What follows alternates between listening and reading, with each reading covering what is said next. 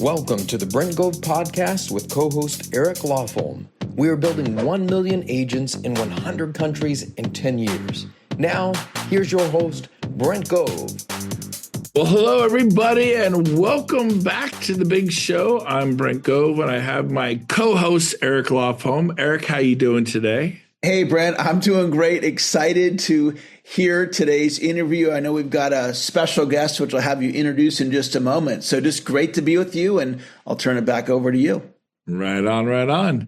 So, yes, let's dive into this. So I'm like a kid in a candy store. I got Jay Friedman. Now, if you're from Sacramento, you know him. Everybody knows him. He's like a pillar in the real estate community. He's a superstar. I've known Jay. We were actually bumped into each other today at Lifetime Fitness. We both work out at the same gym. I'm new. I just joined last week. But I'm loving it. And Jay and I've known each other. I think we figured out today, Jay, was it 18 years? We go back about 18 years.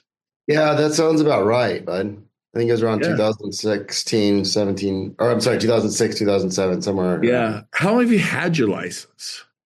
So I got licensed in November of 2004. And originally I was going to work for corporate America and sell houses on the side. And between Thanksgiving and Christmas that year, I kind of prayed about it. And I'm like, no, I'm going all in. Burn the boats, baby. You went all in. You never look back. Yeah. He's famous in Sacramento. Everyone knows Jay Friedman. He's a big deal. Turner DeMarco, they're super successful. These two women left Sotheby's and became bigger than Sotheby's because they partner with Jay Friedman, and Jay's a legend. Jay and I both have a RE/MAX background. That's my memory, right, Jay? Yep. It's been 30 years for me, so I'm not even sure if my memories are even, who knows? But Jay's a legend, and we were talking today at the club, and he said, obviously everyone kicked butt in 22 with COVID, coming off COVID. It was actually a great real estate market, but 23 caught everyone off guard, including my man Jay, and he said he wasn't really having a great year for the first time in a long time. And so he realized it at the end of the year, and he's like, okay, I need to shake this off. I need to, and you used a word I love, Jay. You said, I need to focus. Yep. So 2024 was a great year, and 2025 is even better. And most people are suffering right now. They're actually suffering this market. So I thought, I want to have you on my podcast. I want you to talk about this pivot. So Jay, first of all, welcome to the podcast. Thank you. Appreciate the invite. Absolutely. So give me some of the things you did once you realized, okay, this thing, you woke up, smelled the coffee and go, okay, this market shifted and it's tough and it's not like it was. I need to focus. You actually said that to me this morning in the gym. So what did you do? Like, what do you attribute your, because he's having his best year ever. He's on fire. What were some of the things you did? Well, so here's the thing, 2020, 21, 22 was completely crazy because the interest rates were stupid. We should never had interest rates 2% and 3%. I mean, you and I both know, being in real estate, 2% interest rate, that means for every 100 grand you finance, it's about $200 a month. Anybody can afford to buy a house when it's that cheap, right? Yep. Well, in November of 22, we were at 3.5%. November of 23, 8.5%. Big change. 5% difference in literally 1 year. That was just absolutely stupid. And so the beginning of 23 was pretty good. And then it's we hit the summer and it just breaks. Yeah, it was just the brakes. And it's okay. And I still had a good year, Brent. That year I sold 62 homes myself, not our team, which is fantastic. I don't know, Jay. That's kind of weak. I'm teasing him. For most people, they would give their right arm and possibly the family dog to do 62 homes a year. But for you, for your standards, it was okay, I'm slacking. So what did you do? What did you do to pivot? What did you do to focus? So in 21, 22, I wasn't working as many open houses. I was relaxing, enjoying the weekends, enjoying the evenings home. It was just 2% interest rates. You didn't have to. Right. You didn't have to put in the extra time. Right. And so going into 23 and things, I was doing open houses again. And people are like, Jay, you sell that many houses. Why are you doing open houses? It's well, that's how you meet new people. Yeah. The reality is the more people you know, the more business you've got. And if you just sit here and pray, God's going to gift you with something. We don't know what it's going to be. And it could be a swift kick in the butt, or it could be a client through the door. I love it. The reality is like, I ran into you today at Lifetime. Lifetime is a drive from my house. I live in Granite Bay. I'm driving past gyms to get to that gym. And I like that gym. It's a nice gym. But you know why I really like that gym? I meet people. I keep my face relevant in the community. There's other realtors that are working out there. I've got clients of mine that work out there. Keeping myself relative. It's like, well, why do you go spend $5 every day on a Starbucks? I run into my clients at the Starbucks across the street. I keep myself in the community and relevant. And you run into people like, I was going to call you. I need to sell my house. My friend needs to sell their house. Like, if you're just sitting at home or sitting at your office, like, people don't walk through the door here. No. But I keep myself relevant. And so I've been doing work in open houses again on Saturdays and Sundays. Well, let me time out there, because there's these small gyms you could go to 24/7, but there's also 10, 15 people in there. Lifetime, oh my gosh, there could be 200, 300, 400 people in there. It's massive. It's like Disneyland of gyms. It's brilliant. I'm driving by the small gyms to go to the big gyms to keep myself relevant. I go to Starbucks. I can make the coffee at the office with the beats, or I can go to Starbucks, hang out for 10, 15, see people, real popular ones, or community events, and you're staying relevant. You're out there. You and I seen each other today. Boom, opportunity to be on my podcast, which is now bigger than Joe Rogan's. You didn't know that? No, I'm kidding. It's not that big. It's a dream. But so, by the way, Jay, you're down to 60, right? What are you hoping to do this year? Where are you hoping to end up? My target's to get back to my normal, which is 80 transactions this year. Good. So, 80. Last year I did 72. So far this year I've closed 60, and I have. It's a little past halfway mark, and you're already at 60 sales. And I have 10 in escrow right now, and a bunch of new listings and buyers I'm working with. So wow. So you got 60 with 10 in escrow. That's 70. And it's August, you guys. That's September, October, November, December. And I have one of my best months ever in December, because I did not participate in the recession of Christmas, because a lot of the agents just check out mentally. And I buckled down through the 22nd of December. Then I checked out from the 22nd to January 2nd, enjoyed my family for 10 days. But I have one of my best months ever in December, which they say is not possible. But you know what? You put your mind to things. You have the favor of God on your life, and it's game over. But before we go another step forward, some of you are like, oh my gosh, 80 sales a year. If someone wants to refer you and they hear this podcast and they have clients in the Sacramento area, he will close that listing. He will take good care of them and give you a referral fee. Is there a website, a way people email, a way they can reach you, whatever you want to give out? Yeah, I mean, if they simply just Google Jay Friedman Realtor, just Fried, like a fried man, they'll find me. They'll find my website. They'll find my Google page. They'll find. There you go, Jay Friedman Realtor or Chat GPT. Come on, baby. Who goes to Google anymore, right?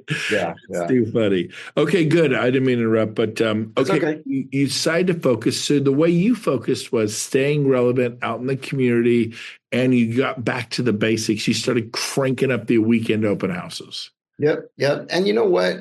Open houses are interesting, because there's some people that do open houses there and they hate them, and they don't pull. Well, the thing is you got to go into an open house realizing this is an opportunity. It's a job interview. You're meeting a potential buyer. You're meeting a potential seller. You're not there to pull their information so you could blast them with contact. Like, I don't blast all these people that walk in and be like, buy a house with me, buy a house. It's like, no, I'm there to provide value. Tell them about the house that I'm there. Tell them about the community. Tell them a little bit about myself if they ask questions. But the number one thing is showing that I have knowledge, that I have experience, that I know what I'm doing. And give me an example of that, Jay. You guys need to listen. I could tell you this: the amount of agents that sell 80 homes a year it's like 0.1% and maybe 1/10 of 1% of the 1/10 of 1%. This is a big deal. Listen to what he's about to tell you. But give me an example. Let's say I walk through the door. I don't know the area. How would you demonstrate your value and that you know? Okay. I mean, basic, I hate the word script because it's not a script, but let's just pretend that you walk through the open house. It's like, hey, good to meet you. I'm Jay Friedman. I'm actually the listing agent for this house. Thanks for coming in. Please come with me to the kitchen real quick so I can get you registered and tell you all about the house. And thanks to August 17th of last year, we actually have the car form. It makes it very simple. So it's like, oh, okay, what's your name? Perfect. And what do you do if they say, well, I'd rather not register. I just want to see the house? so hold on. Okay. Oh, All right. I'm going to mess up your flow. Go ahead. What's your name? Joe Speed? Okay, thanks, Joe. And do you have a realtor that you're working with? Oh, perfect. What's their name? And they write down their realtor's name. Now, if they say, oh, I'm just a looky-loo, I'm just a neighbor, it's like, that's fine. What's your name? And just give me your name. I don't need your contact information. To be honest with you, I'm not here to call you and to email you. I don't want to do that. I just want to tell you about the house, but without your name, I can't tell you about the house. Oh, okay. And then they give me their name and then boom. So let me tell you about the house, blah, blah, blah, blah, blah, blah, blah. Did you find the house from online or did you see the signs I put out? Oh, you found it online? Okay, so you know the basics. So let me tell you some of the other things. I tell them about the house. I'll talk about the windows, roof, whatever. And then I'll be like, what was it that got your attention with this home today?